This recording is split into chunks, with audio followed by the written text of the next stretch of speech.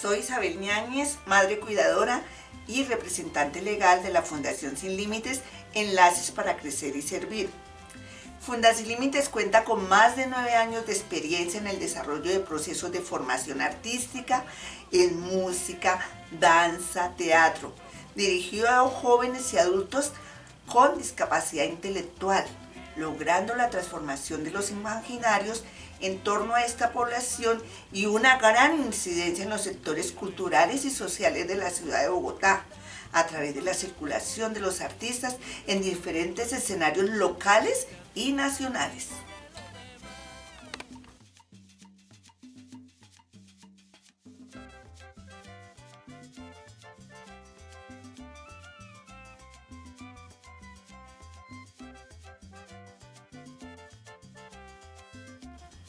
La propuesta recital Notas de Alegría con sonido de la inclusión nos permite convocar público, circular y visibilizar las habilidades, capacidades y las diferentes expresiones artísticas musicales de la población con discapacidad por medio de un trabajo individual y colectivo a través del grupo de Campanas de Colores, vocal e instrumental y de Sin Límites Orquesta, contando con la participación de 21 artistas y con algunos músicos acompañantes, todos compartiendo en un mismo escenario para conmemorar el Día Internacional de las Personas con Discapacidad.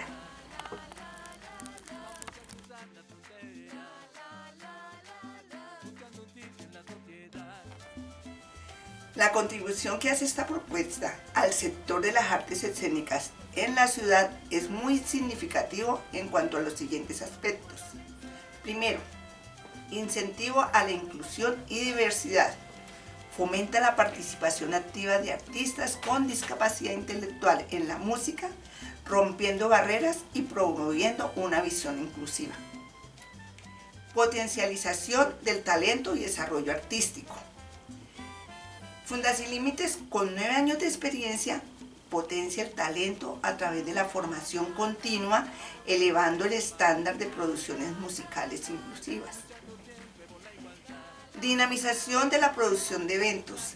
Crea nuevas oportunidades de circulación de agrupaciones musicales, como se evidencia en la participación de la Gala de Exaltación y la Beca LED.